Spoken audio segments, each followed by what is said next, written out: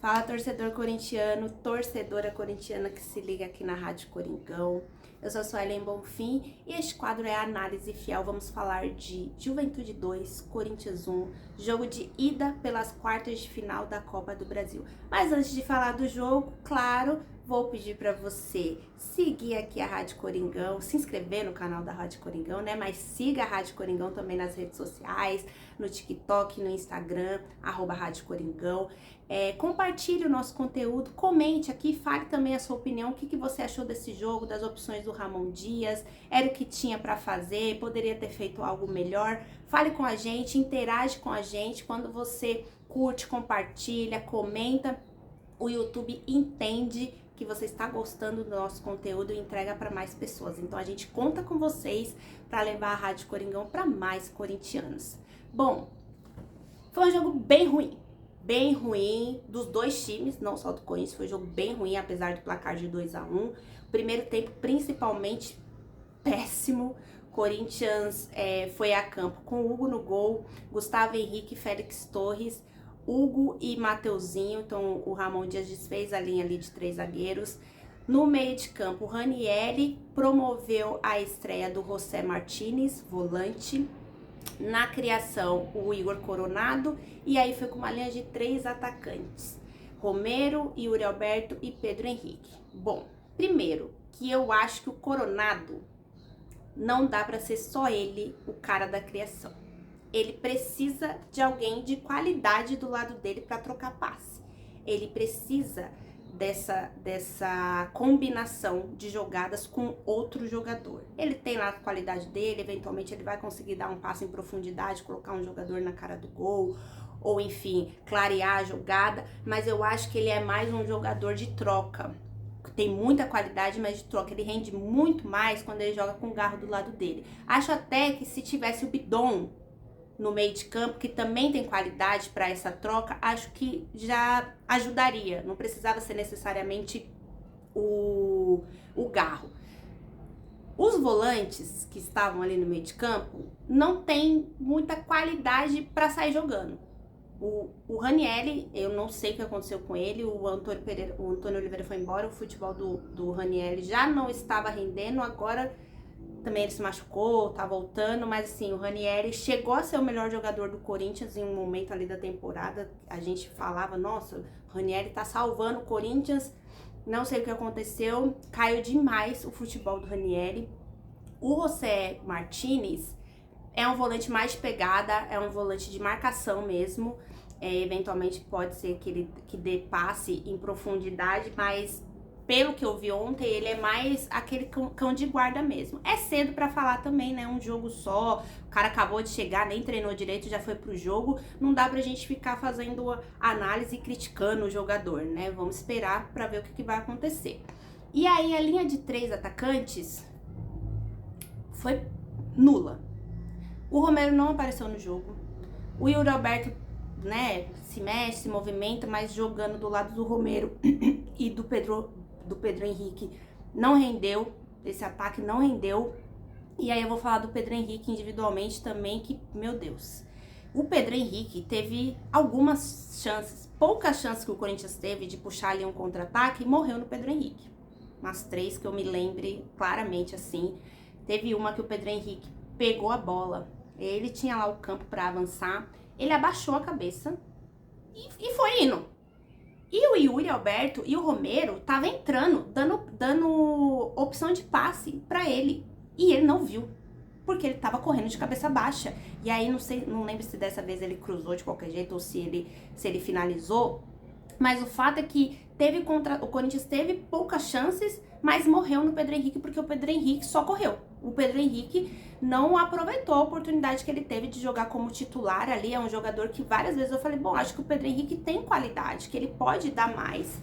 E ontem foi péssimo, jogou muito mal, muito mal. Tanto é que ele sai, né, no segundo tempo. Mas, pra terminar de falar do primeiro tempo aqui, foi um jogo bem ruim. O Juventude também não conseguiu fazer lá aquelas coisas, mas teve 2 chances claríssimas que foram defendidas pelo Hugo. O Hugo fez 2 defesaças ali no primeiro tempo. e salvou ali o Corinthians de sair derrotado no primeiro tempo. O jogo ficou paralisado no finalzinho, acho que com 42 minutos os refletores do estádio apagaram, e aí ficou uns 20 minutos até voltar. Tava tão ruim que nem os refletores aguentaram ficar ali iluminando esse jogo, tão que faltou tanta qualidade, tanta inspiração, que aí os refletores apagaram, enfim. 20 minutos sem jogo. Quando volta é aquela coisa, né? O jogador ficou parado, perde o aquecimento, já não tava bom, não tinha como voltar melhor. Então só foi acabar mesmo o jogo, os times foram para os vestiários, foi pro intervalo. E aí quando volta, o Ramon Dias volta com alterações. Ele desfaz a linha de 3 atacantes, ele tirou o Romero e o Pedro Henrique, mas aí para a saída do Romero ele colocou o André Ramalho, fez de novo uma linha de 3 zagueiros, reforçou ali o sistema defensivo do Corinthians, tirou o Hugo e colocou o Bidu, e na do Pedro Henrique colocou o Héctor Hernandes. E aí promoveu estreia de mais um jogador. Esse tava mais tempo sem jogar, então eu acho que foi mesmo para dar ritmo pro Héctor Hernandes, para ver ali, para sentir. Me parece um jogador que conhece da posição, que se posiciona bem, mas também é muito cedo, não dá para falar, principalmente porque ele tá sem ritmo de jogo, diferente do José Martínez, que tava jogando do time que ele veio ali da Liga Americana, que eu esqueci agora as letras, a sigla, então eu vou falar Liga Americana. E, enfim, essas alterações que o Ramon Dias fez surtiram efeito, porque o Corinthians estava conseguindo ficar mais com a bola, o Corinthians estava conseguindo criar ali o Yuri Alberto com o Héctor Hernandes estava conseguindo os dois fazer troca, se movimentar bem ali. O Corinthians teve chance, não uma chance nossa, perdeu o gol, mas o Yuri fez ali 2 finalizações, uma pelo lado esquerdo, ele chutou, o goleiro defendeu, outra cabeçada que ele cabeceou certo, o goleiro defendeu.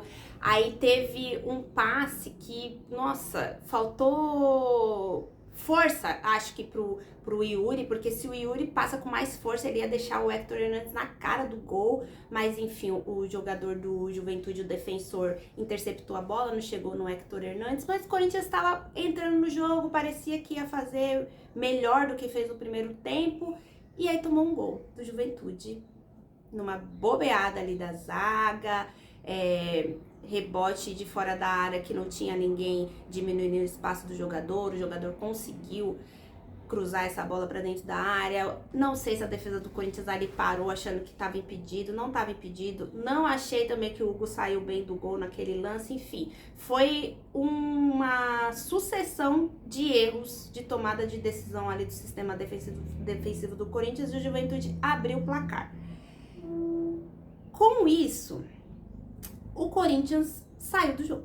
O Corinthians sentiu o gol. Sentiu, porque o Corinthians não conseguiu mais ter as trocas que estava tendo. Aí o Ramon colocou o Garro no jogo, ameaçou colocar o Thales, mas acabou não colocando. Eu acho também que tá priorizando de fato ali o Campeonato Brasileiro, tá segurando o Thales pro jogo importantíssimo que o Corinthians tem no final de semana, mas o fato que o Corinthians não conseguiu jogar depois do gol do Juventude. O Juventude ampliou o placar em mais uma desatenção da zaga do Corinthians, um momento ali que a torcida do Corinthians acendeu sinalizadores, não sei se os jogadores ali em campo acharam que ia paralisar o jogo, né? Se desligaram, enfim. Mas assim, gente, quem decide é o árbitro. Então, se o árbitro não apitou, se o árbitro tá deixando o jogo rolar, você não tem que ficar desconectado do jogo, prestando atenção em outra coisa. Você tem que prestar atenção no jogo. Fato é que o Juventude, de uma falta ali na linha da lateral, e tava mais perto da linha de meio de campo do que propriamente da área, o Juventude conseguiu alçar essa bola, teve um desvio no meio do caminho e o jogador do Juventude chega finalizando, passa por debaixo do Hugo. Pro Hugo, é uma bola defensável, mas não acho que foi falha. No primeiro gol, acho que ele saiu meio estabanado, mas no segundo não acho que foi falha dele. Foi mais uma vez uma falha coletiva ali de marcação, de posicionamento, 2-0 pro Juventude. E aí, gente, seria muito ruim esse resultado pro Corinthians trazer pro jogo de volta. Corinthians ali tentando alguma coisa, se esforçando muito. O Corinthians teve que se esforçar muito para fazer um gol, para tentar fazer alguma jogada. O time tava bem mal mesmo. E aí, num escanteio, inclusive foi uma jogada que o Héctor Hernandes insistiu ali, conseguiu arrancar esse escanteio pro Corinthians. E o Corinthians conseguiu aproveitar, né? Uma bola alçada na sua área, zagueiro Gustavo Henrique cabeceou ali, fez o gol, diminuiu a vantagem do Juventude e deu uma sobrevida pro Corinthians na Copa do Brasil. Aí a gente, torcedor, fica naquilo, né? Antes do jogo fala que tem que abrir mão do jogo. Não abrir mão, mas tem que jogar, competir, mas não é a prioridade. Aí quando tá jogando, a gente fala, mas tem que entrar com o time titular, tem que competir, tem que levar a sério. Me parece que o Corinthians entrou assim, entramos aqui, mas também se não ganhar, se não acontecer nada, tá tudo certo, porque não é a nossa prioridade. Diferente do jogo, por exemplo, contra o Grêmio, que era foi um time alternativo, mas o Corinthians foi competitivo, o Corinthians chegou perto de ganhar do Grêmio, principalmente no jogo aqui na Neoquímica Arena, fez um jogo bom, fez um jogo parelho ali, competitivo. Ontem contra o Juventude, não achei o Corinthians ligado, não achei que o Corinthians entrou como de fato deveria entrar, mesmo que fosse um time mexido, mas encarando assim, é uma quarta de final. É um jogo decisivo, é um mata-mata. É a primeira parte? É a primeira parte, mas é um mata-mata, então faltou intensidade para mim, pro Corinthians ao longo do jogo todo. Faltou intensidade, competitividade, faltou organização, coisa que a gente vinha falando que o Corinthians estava se organizando bem.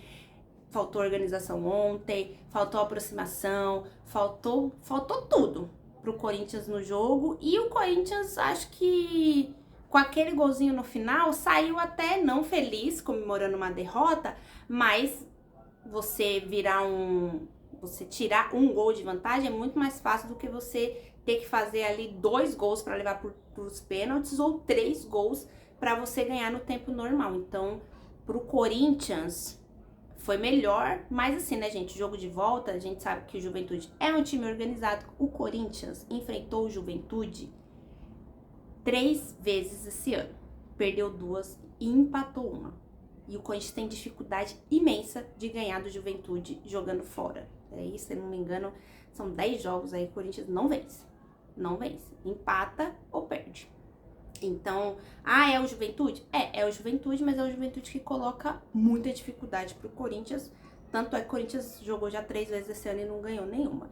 Então, vai ser um jogo difícil, jogo de volta. É daqui só 15 dias. O Corinthians vai ter uma pausa da data FIFA, né, aí no meio da semana que vem. Mas tem um jogo importantíssimo contra o Flamengo. Então, dependendo também do que acontecer nesse jogo contra o Flamengo, compromete todo o planejamento da frente. Então, o Corinthians é um jogo de cada vez, né, gente? Para saber como o Corinthians vai se armar para jogo de Copa, para os próximos jogos, depende do que o Corinthians faz no Campeonato Brasileiro, porque tá numa situação muito, muito difícil. Então, você acompanha aqui na Rádio Coringão no próximo domingo a transmissão de Corinthians e Flamengo. É o aniversário do Corinthians, a torcida promete fazer uma festa bem bonita ali na arena e a gente espera que o time do Corinthians faça jus, né? Que o time do Corinthians entre, é o Flamengo, é difícil, mas o Flamengo também tá bem desfalcado, jogadores lesionados, e não importa que é o Flamengo, o Corinthians é o Corinthians também, e o Corinthians precisa ganhar esse jogo